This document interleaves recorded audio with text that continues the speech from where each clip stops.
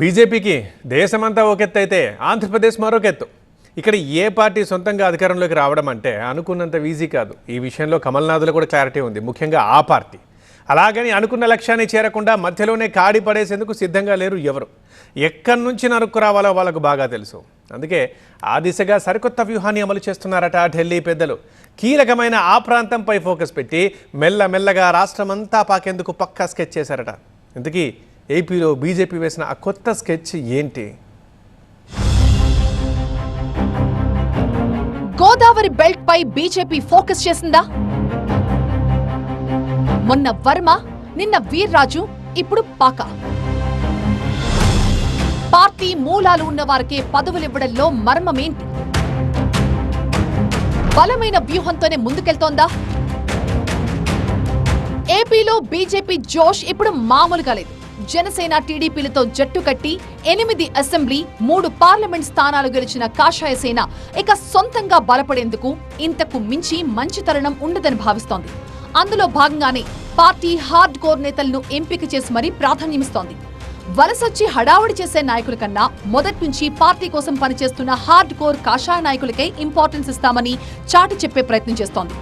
YCP మాజీ నేత విజయసాయిరెడ్డి రాజీనామాతో ఖాళీ అయిన రాజ్యసభ సీట్లో ఎవరికి అవకాశం దక్కుతుందా అని విస్తృత చర్చ జరుగుతున్న వేళ అనూహ్యంగా ఆ స్థానం బీజేపీ ఖాతాలో పడింది. తమిళనాడుకు చెందిన అన్నామలై, స్మృతి ఇరానీ, మందకృష్ణ మాదిగ ఇలా బీజేపీ తరపున బరిలో ఉంటారంటూ చాలా మంది పేర్లే ప్రచారంలోకి వచ్చాయి. కానీ బీజేపీ అధిష్టానం మాత్రం పార్టీ విధేయత వైపే మొగ్గు చూపింది. పార్టీ మూలాలు ఉన్న వారిని ఎంపిక చేసింది. గోదావరి జిల్లాలోనే కాదు, రాష్ట్ర పార్టీలో సీనియర్ నాయకుడిగా ఉన్న పాకా సత్యనారాయణను ఏపీ నుంచి రాజ్యసభకు ఎంపిక చేసింది. అలా ఆయనను ఎంపిక చేయడం ద్వారా ఎంతమంది పెద్ద నాయకులు పార్టీలోకొచ్చినా పార్టీ కోసం ఏళ్ల తరబడి కష్టపడే అసలు సిసలు కార్యకర్తలను, నాయకులను అధిష్టానం మరిచిపోదనే సంకేతాలు గట్టిగా పంపినట్టయింది. గతంలో భీమవరం మున్సిపాలిటీలో కౌన్సిలర్ గా పనిచేసిన పాకా సత్యనారాయణ ప్రస్తుతం రాష్ట్ర బీజేపీ క్రమశిక్షణా సంఘం చైర్మన్ గా బాధ్యతలు నిర్వర్తిస్తున్నారు.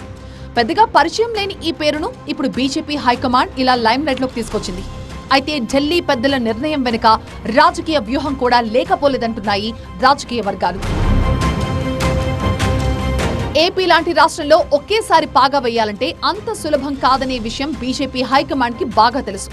అందుకే మూలాల్లోకి వెళ్తోంది. పార్టీకి గతం నుంచి పట్టున్న గోదావరి బెల్ట్ మీద ఫోకస్ చేసింది. నిజానికి ఇక్కడ కాషాయ పార్టీకి మంచి ట్రాక్ రికార్డే ఉంది. కాకినాడ లోక్సభ స్థానం నుంచి 1998లో బీజేపీ అభ్యర్థిగా విజయం సాధించిన Uppalapati Venkata Krishnamraju alias rebel star Krishnamraju ఆ తర్వాత 1999 ఎన్నికల్లో నర్సాపురం ఎంపీ స్థానంలోనూ కాషాయ జెండా ఎగురవేశారు. అంతేకాదు, వాజ్పేయి కేబినెట్లో కేంద్ర మంత్రిగాను పనిచేశారు. భీమవరం లాంటి కీలక పట్టణంలో పవర్ఫుల్ గానే ఉంది బీజేపీ. ఉభయ గోదావరి జిల్లాల్లో గతమెంతో ఘనం అన్నట్లుగా ఉన్న బీజేపీ ఇప్పుడు మళ్లీ అక్కడి నుంచే మొదలుపెట్టింది. పార్టీకి పూర్వ వైభవం దిశగా గోదావరి బెల్ట్ నుంచి అడుగులు వేయాలని చూస్తోంది. ఇక్కడ మరింత బలపడటం ద్వారా రాష్ట్రంలోని మిగతా ప్రాంతాలకు విస్తరించాలని భావిస్తోంది.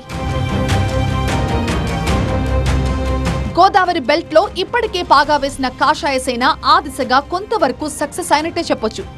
రాజమండ్రి ఎంపీగా పురంధేశ్వరి, నర్సాపురం ఎంపీగా భూపతిరాజు శ్రీనివాస్ వర్మ విజయం సాధించారు. నర్సాపురం ఎంపీ అభ్యర్థిగా పోటీ చేసేందుకు రఘురామకృష్ణంరాజు లాంటి కీలక నాయకులు విశ్వ ప్రయత్నాలు చేసినా పార్టీ మూలాలు ఉన్న శ్రీనివాస వర్మకే అవకాశం ఇచ్చింది బీజేపీ హైకమాండ్. ఈ ప్రాంతంలో పార్టీ బలోపేతానికి ఎన్నికలకి ముందే శ్రీకారం చుట్టిన బీజేపీ అధిష్టానం మరింత పకడ్బందీగా వ్యూహాత్మకంగా ముందుకు వెళ్తుంది అనే దానికి ఆ తర్వాత తీసుకున్న నిర్ణయాలే నిదర్శనంగా చెప్పొచ్చు. 1988లో సాధారణ కార్యకర్తగా బీజేపీలో రాజకీయ జీవితం మొదలుపెట్టిన శ్రీనివాస్ వర్మకు ఎంపీ టికెట్ ఇవ్వడమే కాదు, గెలిచాక కేంద్ర సహాయ మంత్రిగా ఊహించని అవకాశం లభించింది. ఇదే ప్రాంతానికి చెందిన సోము వీర్రాజు గతంలో పార్టీ రాష్ట్ర అధ్యక్షుడిగా పనిచేశారు. ఆర్ఎస్ఎస్ మూలాలున్న ఆయన మొదటి నుంచి పార్టీకి విధేయతగానే మెలిగారు. వివిధ స్థాయిల్లో పార్టీకి తన సేవలు అందిస్తూ వచ్చారు.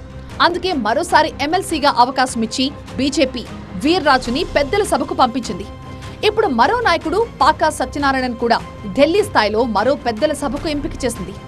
ఏపీలో బలం పుంజుకోవాలంటే గోదావరి జిల్లాలతో మమేకం కావడం చాలా ముఖ్యమని బీజేపీకి తెలుసు. అందుకే అక్కడున్న హార్డ్ కోర్ కాషాయ నేతల్ని నిద్రలేపేందుకు, వారిలో ఉత్తేజాన్ని నింపేందుకు పార్టీలో కీలక పదవులు అప్పగిస్తూ వ్యూహాత్మకంగా ముందుకెళ్తోందని రాజకీయ వర్గాల విశ్లేషణ. తద్వారా పూర్వ వైభవం సాధించి గోదావరి గట్టు మీద పాగా వేయొచ్చన్నది కాషాయ నేతల ఆలోచనగా తెలుస్తోంది. ఏపీ బీజేపీ అధ్యక్షుడు ఎవరు అనే చర్చ విస్తృతంగా జరుగుతున్న వేళ ఆ అవకాశం కూడా ఈ ప్రాంతం నాయకులకే దక్కినా ఆశ్చర్యపోవాల్సిన అవసరం లేదు అని మాటలు వినిపిస్తున్నాయి. ఎందుకంటే శ్రీనివాస్ వర్మ, సోము వీర్రాజు, పాకా సత్యనారాయణే కాదు, రామ్ మాధవ్ లాంటి హార్డ్ కోర్ కాషాయ నేతలు ఈ బెల్ట్ లో చాలా మందే ఉన్నారు. మిత్రపక్షాలైన టీడీపీ, జనసేనలు సైతం గోదావరి జిల్లాల్లోనే బలంగా ఉన్నాయి. మరీ ముఖ్యంగా ఇక్కడ జనసేనకి ఫాలోయింగ్ ఎక్కువ, కుల సమీకరణాలు కూడా గట్టిగానే పనిచేస్తాయి. ఆ కోణంలో చూస్తే గోదావరి జిల్లాలపై ఫోకస్ పెంచిన బీజేపీ రాజకీయం మున్ముందు ఎలా ఉంటుందన్నది ఆసక్తి కలిగిస్తోంది. వచ్చే ఎన్నికల్ని దృష్టిలో పెట్టుకుని ఈ వ్యూహానికి పదును పెట్టిన బీజేపీ ఎంతవరకు సక్సెస్ అవుతుందో చూడాలి మరి.